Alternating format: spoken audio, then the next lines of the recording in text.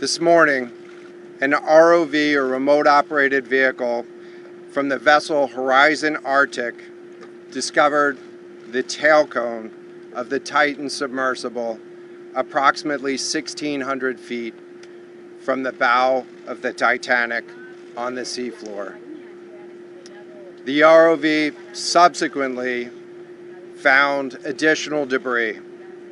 In consultation with experts from within the Unified Command, the debris is consistent with the catastrophic loss of the pressure chamber.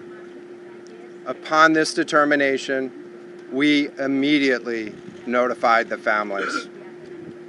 On behalf of the United States Coast Guard and the entire Unified Command, I offer my deepest condolences to the families. I can only imagine what this has been like for them, and I hope that this discovery provides some solace during this difficult time.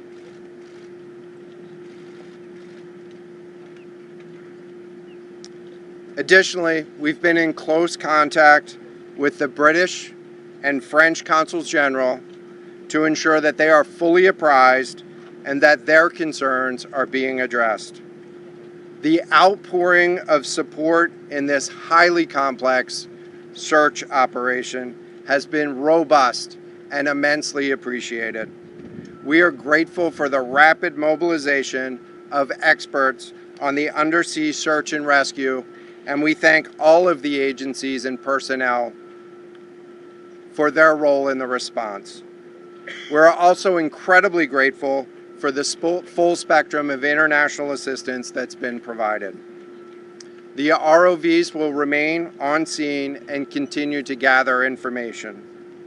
Again, our most heartfelt condolences go out to the loved ones of the crew.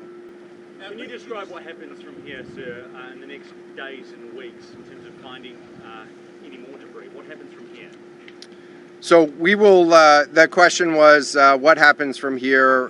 What's the next phase?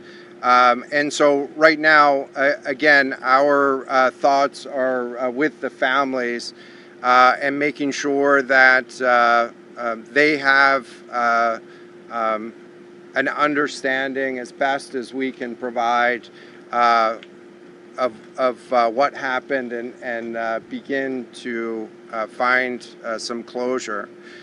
In terms of the large process, we're going to continue to investigate the site of the debris field.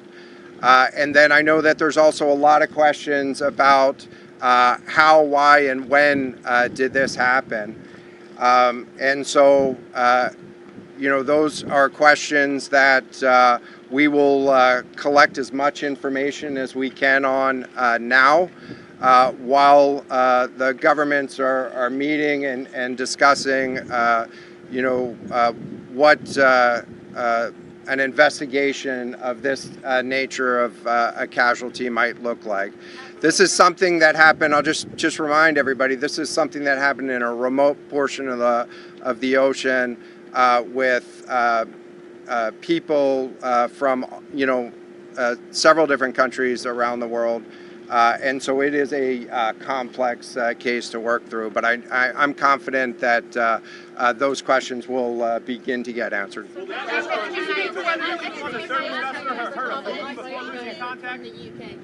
any suggestion that time factors, speed, anything could have prevented this or saved 5 people on board, or is this quite simply a guess?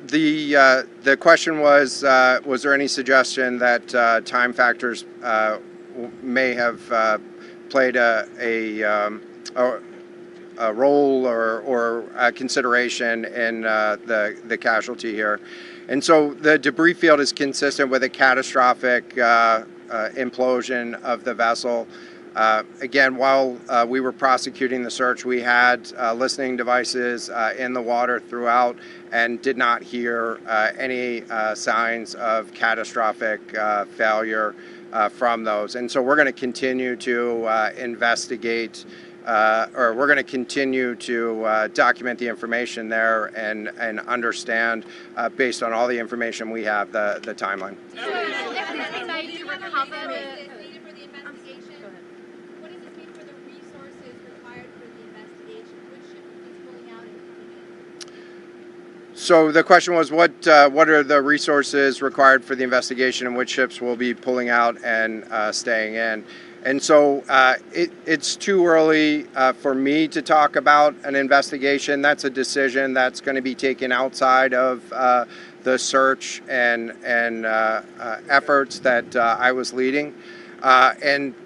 But we do have a number of vessels. We have 9 vessels on the scene right now. We had medical personnel on scene. We had other technicians on scene. And so we will begin to demobilize personnel and vessels from the scene over the course of the next 24 hours. But we're going to continue remote operations on the seafloor. And I don't have a timeline for when we would intend to stop remote operations on the seafloor at this point.